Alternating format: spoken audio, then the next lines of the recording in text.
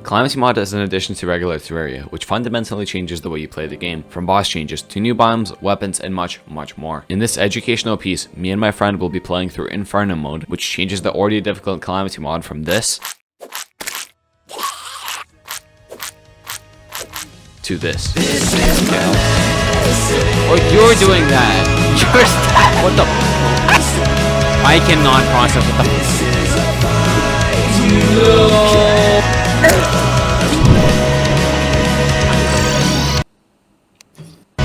It's cold! What the fuck? Dude, the fucking rain is really throwing me off here. I literally can't see what is happening. Alright, like one.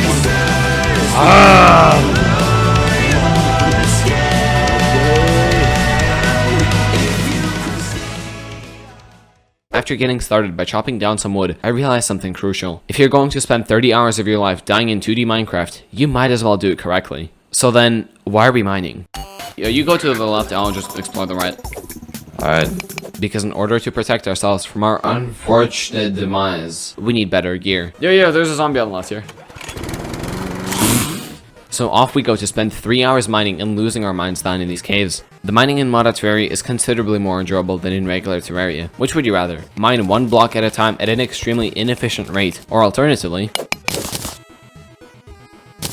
this is great. You might even call it stellar. Paired with the many mobs we face while down here, that makes this an incredibly interactive experience. You constantly fight mobs, mine ore, die, rinse and repeat. Quite frankly, I can keep going, but I don't see the point when you can clearly use your eyes and see for yourself.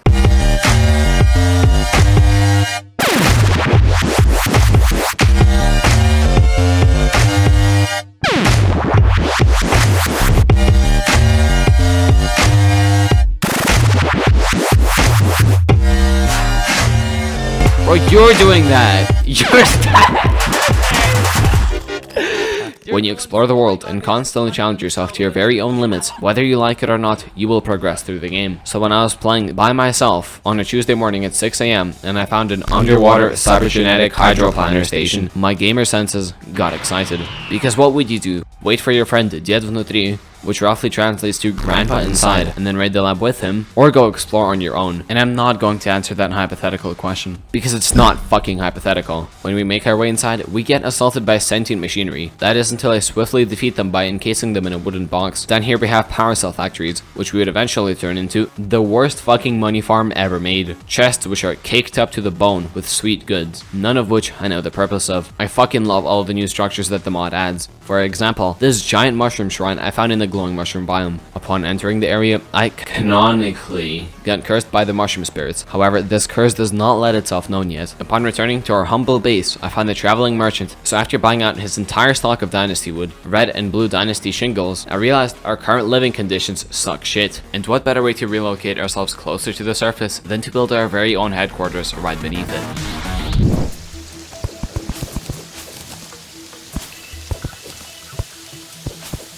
Fun fact, it actually took me over 5 hours to build this place. Anyways, the crib is built under a 500 block arena, which is supposed to have grass and trees growing on it, but due to my architectural hindrance and my general lack of intelligence, it doesn't. Inside, you find a furry in the living room, with 2 fireplaces, dining tables, and in a live creature being held right above, slowly being scalded by the flames. To the left, we have our herb farm, which would get brutalized whenever we would use any fucking weapon with projectiles. Zombie, get the fuck out, man. No, the fucking farm! Ah! With the liquid stations below and our very own elevator on the right, which allows for easy and quick access to the underworld. Oh, yeah, no, because the thing is, the elevator, you barely...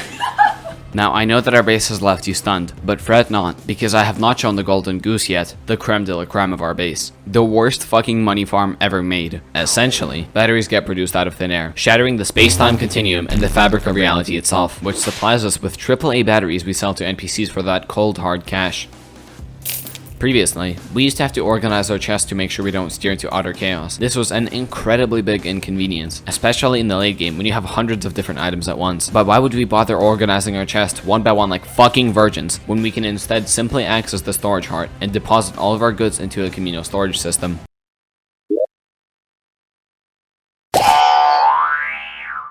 Oh, and also a blood moon occurred. Oh my god, what the... I can't. I'm dead. Oh, what? It didn't close. Yo, you fucking antiquity for the show. Where can we place a piggy bank? Oh, right here. Yo, can you like do something? Yeah, perfect. I think we have this arena that is fucking awful as hell because of because of the dum dum dum dum dum. Money Traug. Turns out that after the blood moon ended, the mushroom curse made itself known and made our friend spontaneously plant mushrooms at his feet. What is going on?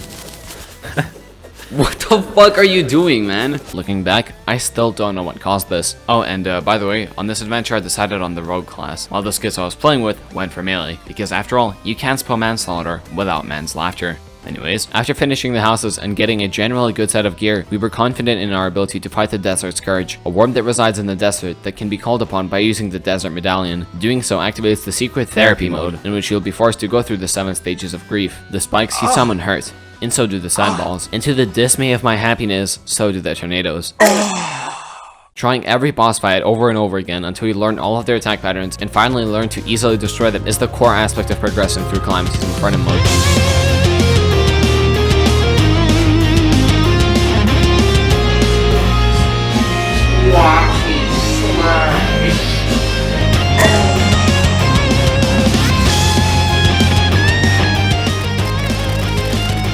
I feel very underpowered as well. Well, like, we literally cannot do anything else. I couldn't do it.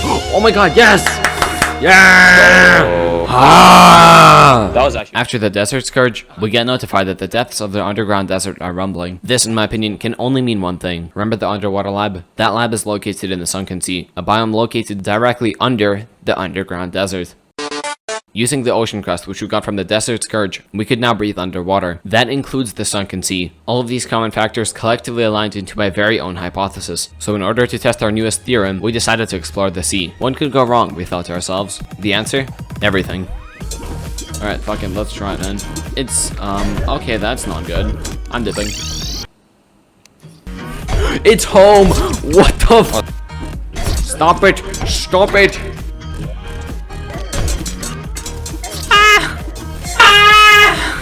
Super easily now. 3, 2, 1, go! Yeah! So, I mean, I need to... Oh, fuck. Oh my god, this thing destroys projectiles? What the... Epic. By defeating the goblin army and the giant shell, we unlocked ourselves much more and much better gear. For example, the sand dollar, a boomerang that had absolutely no special effects, as well as the snap clam, a weapon that is supposed to deal damage over time by latching onto enemies, only to fall off 3 seconds later. Safe to say, I was quite disappointed. However, with the Goblin Tinkerer unlocked, we could now get ourselves the Spectre Boots, which would allow for much better mobility against the Perforators, a fight we were not ready for. In Calamity mod, to beat a boss you generally need to have the best gear possible for that point of progression and a lot of experience from fighting the boss. I had neither, and in my personal objectively correct opinion, there was only one possible solution to this dilemma. I knew it was only fair for me to get my hands on some absolutely cracked, rizzed and whizzed to the bone gamer loot.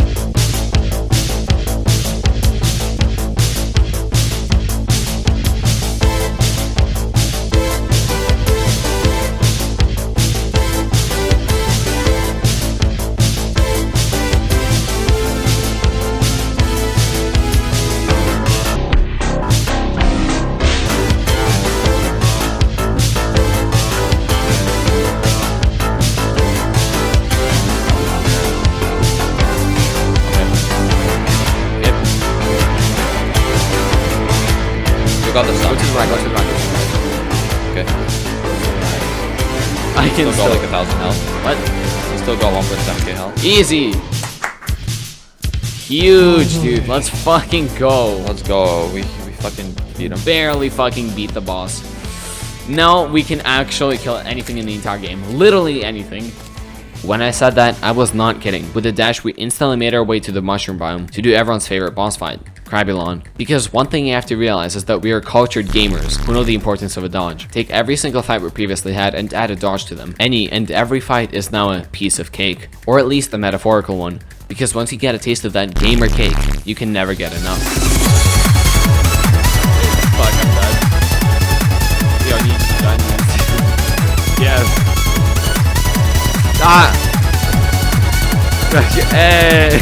While I was exploring the left side of the world, we got notified that a toxic downpour falls over the wasteland seas, and using my rather lacking analytical skills, I deduced that we needed to head to the left side of the ocean. I realized that it was my #1 priority to get the Cyber Jedi Force back online and traverse through the harsh environments. Guys, red sauce, guys, red sauce. The Acid Rain is an event during which, I guess, we essentially just have to brutally murder any aquatic life forms we can find down in the sulfurous sea. Say no to the nuclear toad, and you want to watch the toxic meter. Because after clearing the Acid Rain, we got ourselves a shiny new weapon, the Contaminated Bile.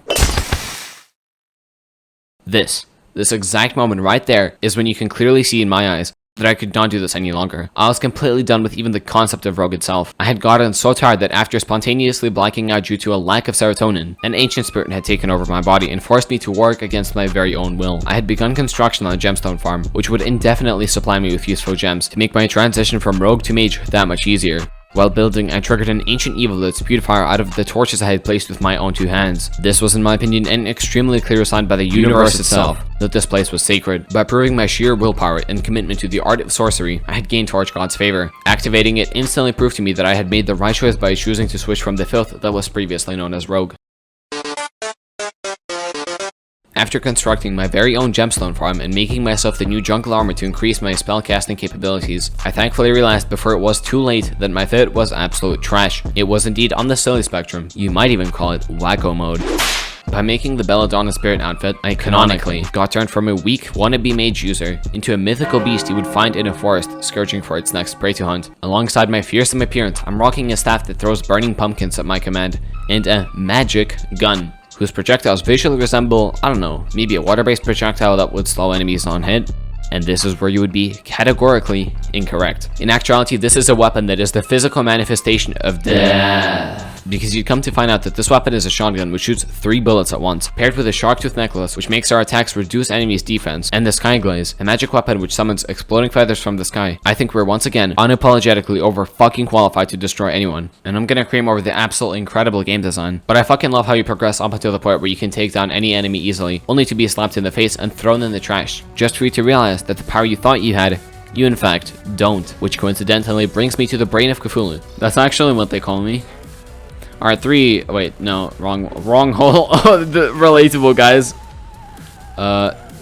Who's sporting a mighty 11,000 HP. For reference, in Terraria's hardest mode, Master Mode, he only has 2,709 health. Oh yeah. Not only does he have a lot of health, he also ditched all of the creepers that his normal counterpart usually spawns with, which are usually incredibly easy to kill, especially with a melee player. This time around, however, spawning projectiles instead of creepers, which are the identical color as our torches, which makes for a very challenging fight, especially after this. No, we have to. Oh my god, why? What is happening? I cannot process what the fuck is going on. Okay, I don't. Ooh. It's a good thing that he's dead. Oh, fuck. A theme that you'll find with these Calamity bosses is that they generally do a lot of damage, but they also die pretty fast. That makes these fights essentially a glass cannon fight, who can kill each other first. The problem with that strategy, however, is that you might find yourself having slightly less health than the Devourer of Gods, who has a measly 2,559,000 health. From the treasure bag, we got ourselves 145 tissue samples and 323 Crimtane ore. Combining the two allowed us to make the Deathbringer pickaxe, which could now mine Hellstone. Guys, I'm still not like that. Oops. Brain chart moment. This experience is made incredibly enjoyable by the fact that the item called Voodoo Demon Voodoo Doll, which is supposed to make voodoo demons not appear, does not in fact work, instead making it so that bone serpents do not spawn, and in doing so, artificially enhances the spawn rate, due to the fact that there are now less enemies, so it would be truly unfortunate if one was to fall into the lava. No! Okay, well that's not good. When I was returned to our base, unwillingly, I turned the 1,431 Hellstone into Hellstone bars, allowing us to progress to our next set of gear. But I know that you just want to see all of the best potential gear that we can get, so let me give you a quick rundown. Using the Hellstone bars, we make ourselves the Hellwing Staff, which summons flaming bats which go through walls at our cursor's location, and kills any herbs we had growing. Zombie, get the fuck out, man. No, the fucking farm! Ah! Oh, that hurts. Okay, fucking Jesus, goddammit. Then we swiftly make our way to the dungeon for our next weapon, the firebolt. In order to get a bookshelf which is needed to make the weapon, we explore the dungeon before killing Skeletron. While exploring the Crimson Desert, we come across a meteor, because for some reason it only decided to spawn after 13 hours of gameplay. Regardless, we might and make ourselves the meteor armor, which Calamity nerfed by making the side bonus reduce the cost of the mana gun by only 50% instead of the usual 100. And for the finishing touch, we make ourselves the old cassette, giving us after images. And I know I just said that the old cassette is the finishing touch, but I also have one more segment to copy, so I'm just gonna do that real quick. Using Hermes boots and rocket boots, we make the Spectre boots, combining those with the anklet of the wind, which we make from jungle spores, pink gel, and clouds, and an anklet to make the lightning boots. Combine those with the ice skates, and you get the frostbark boots. 20 obsidian to make the obsidian skull, 5 ocean crates to make yourself the water walking boots. Combine the two, and you get the obsidian water walking boots. 3 lava buckets, 25 obsidian, and 3 gold bars to make the lava charm. 10 obsidian, 10 hellstone, and the jungle rose, which we buy from the giant to make the obsidian rose. Combine all 3 to make the lava waders. And finally, combine your frostbark boots with your lava waders to make the terrace bark boots. With the new gear, we set out to dominate the competition, leaving nothing but destruction in your wake. This part was written by Microsoft's Chat AI, and I don't know what it means. Regardless, the self-proclaimed pig crippler decided to build more houses, while I focused on building the arena for the Perforators fight, because we're gonna fight the Perforators now. Yo, this makes it slightly easier, to be fair.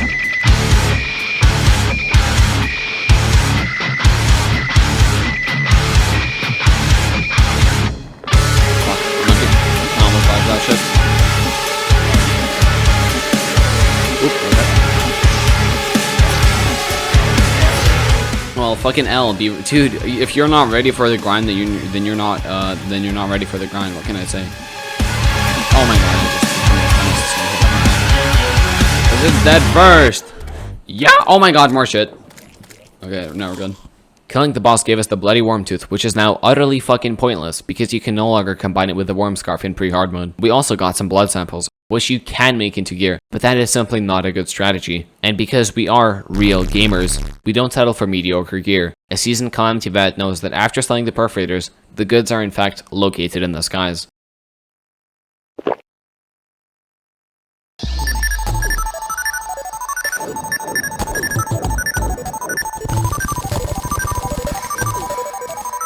With the ore acquired, I make myself a new tome which allows me to shoot bouncing feathers, as well as the airline armor. Most importantly, however, I needed the magic cuffs, an accessory which would restore my mana whenever I got damaged, while also increasing my max mana. The problem? The Band of Star Power, an essential component to making the accessory, can only be acquired in a Corruption world. We are playing in a Crimson world. The virgin, unmodded way of acquiring the band would be to set up an artificial corruption biome and then fish in it. But what is the objectively cooler way of doing so? Why, of course, is to do absolutely zero research and make your way to the hearts located in the Crimson biome. Then dig them up and hope that the panic necklace drops. It doesn't.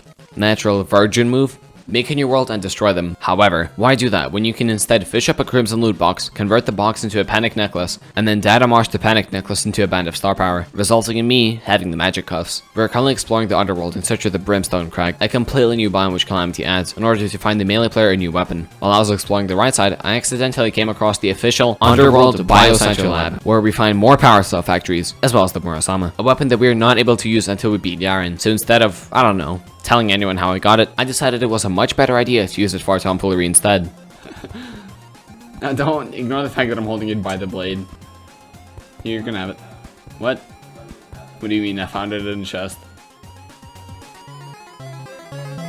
I have a bit of a confession to make. Back in 2015, I played Terraria for the first time on PC. I've played the game on Xbox and on my phone before, but never on PC up until that point. And at 8:51 AM on December 28th, 2015, I completed my first Angler quest at 7 years old. And ever since, my mind has been plagued with fishing in games. On a video I made 2 years ago on a now hidden channel, the name of which I will not mention, the first thing I did in a Stardew Valley save file was go fishing. This served as the catalyst for the exacerbation of the already precarious circumstances, eventually resulting in 3,000 hours dumped on Terraria. So it should be of no surprise that I'm still addicted to fishing. Handing in an angler quest is an instant dopamine button which I can't help but press. I got the golden fishing rod in pre-hard mode, quest after quest, regardless of biome. Even if I don't have a fishing spot made yet, I will fish regardless, because the reward is so great. With each quest I hand in and each quest I take, I descend further into the downward spiral of my incurable addiction.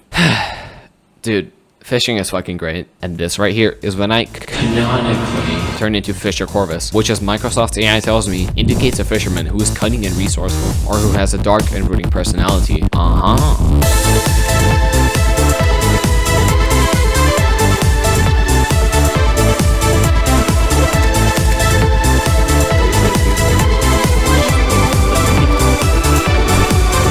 Yeah, the laziest, you just call them black ants. Black garden ants.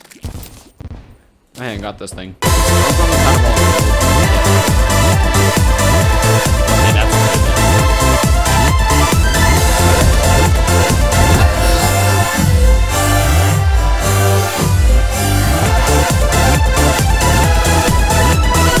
Pushing myself away with a stupid ass fucking weapon. I saw that, yeah.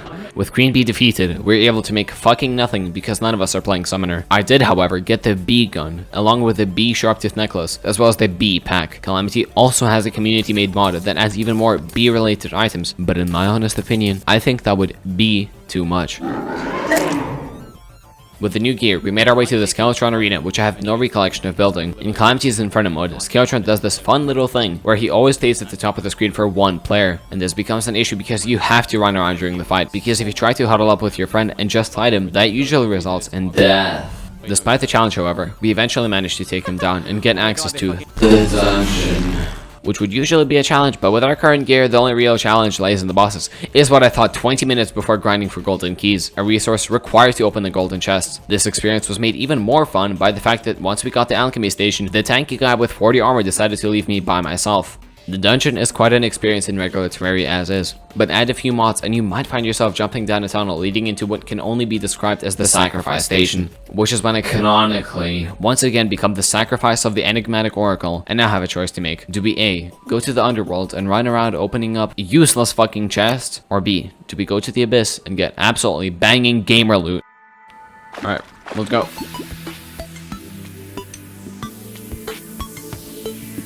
The Abyss functions similarly to Subnautica. The deeper you go, the better the reward, but to counteract any fun you might possibly have, the game will do its absolute best to kill you in any way possible. Oh, can I scan this?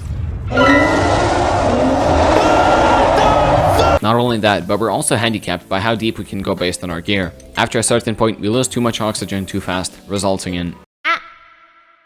While doing all of that, we have to navigate the barely lit up areas while being constantly attacked by mobs. But since we talked about the challenge of surviving the depths, you might think that there would be some reward. And you'd be right. Except, we couldn't find them. When I last played this mod, the Abyss worked as such. You go down, open Shadow Chest as fast as possible, equip the new gear that you got to go even deeper, get all the loot, and get out. But in current year, you'd come to find that the way you get items is by interacting with the environment. For example, the jellyfish that's providing us light. While you have to destroy the pearl that's located in the earlier levels, the iron boots which allow you to fall faster, you get those by stealing them from a skeleton. So after spending an unfortunate amount of time, we found out that you can actually just craft them. And the black anorai is crafted from bone, ball of... What? Are you kidding me? What the fuck? And it turns out that the weapons suck shit. I'm so fucking angry. Cool, the Abyss was useless? Dope. Well, at least the Underworld has some good loot, right? Oh, never mind. All of it is complete garbage. But sure, I don't get to have any new, fun, interesting, or quirky weapons. But with Calamity's newest Brimstone Crank biome, we should at least be able to get a new melee weapon, right? Turns out, the weapon we could find here was the one we've been using for the past 8 hours. I don't think there's a single thing that can cheer me up right now.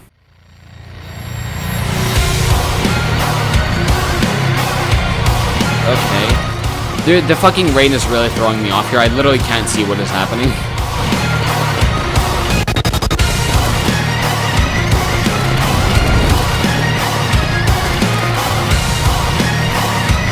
Okay, I guess I'm dead.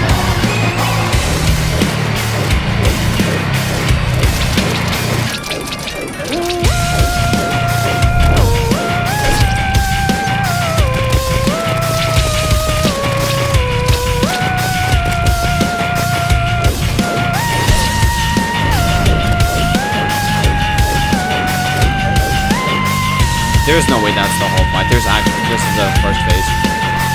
What? With the Slime God defeated, we gain access to our next line of gear. For me, that meant erecting the Carnage Ray alongside the Knight's Ray. The Carnage Ray is essentially a sniper rifle, dealing more damage the further I am from the target, while the Knight's Ray shoots a laser which multiplies upon hitting a target, dealing a lot of damage to large units. The Slime God also dropped the Mana Polarizer, which is fucking useless on any class other than Mage, but here's the rundown. It reduces our health regen in favor of giving us lifesteal, more mana, and more magic damage. Wonderful. This is absolutely great for us. You might even say that this is poggers. But turns out Calamity's effects only work for the person using the weapon, so when our melee masochist got the Fractured Arc, I was left stunned. Oh man, oh my god, I can't see the visuals, really? I'm just using the weapon now. Yeah, but I don't see the visual effects, man. Fuck. In hindsight, it should have been obvious that Calamity is not designed for multiplayer, seeing as some bosses can literally be taken hostage if the player with more aggro decides to do so. And that fact was becoming even more prevalent with the new melee weapon. Here's how the Fractured Arc is supposed to look, and here's how it looks for me. With the new Statagel armor and our new gear in mind, we set out to the underworld for the final boss of pre-hard mode, the Wall of Flesh. Previously, we had already fought him in this mod. It was, however, not out of our own free will. But with mods or without, to fight the Wall of Flesh, you need a Hell Bridge. It's essentially a long platform spanning most of the underworld. The challenge comes from the enemies as well as the buildings that are scattered everywhere, making you slowly dig up all the blocks from the buildings. But I have a question. Why would we do that when we can instead use bomb shurikens? With these, we fly around the underworld while throwing them at every single obstacle we see at unreasonable speeds. I did the right side while the Goat Whisperer did the left side. And I don't know why I'm explaining this shit to you when you can clearly use your vision to tell what is happening on screen. So if nothing goes wrong and copyright doesn't attack me 2 videos in a row, then I hope you enjoy one of the best songs I've ever heard. Alright, I'm gonna go, I'm dropping 17. I'm gonna heal. Be right back. Oh! Yeah. Dude, I can't believe you threw it the moment I teleported. That's so sad. Wait, so am I just instantly gonna be like fucked? Nah, you just gotta. I feel like I'm gonna just get like instantly full, right? Nah, I'm good. Hungering conk. Okay, cool. This is what, like 300 DPS pretty much. How much is this? What? That is impossible. Okay, well I because of that. Oh. Writing down or something like that. Just have to do one of those.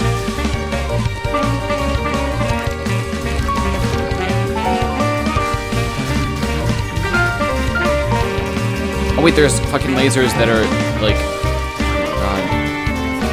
Yeah, you know what I mean. The four. Alright, come on, like, come on. Goodbye. Let's go. Oh fuck, that was crazy. What happened? I wish you there? got to see the animation. Oh, there was no animation. What? Literally just died. Oh. Epic. Alright, let's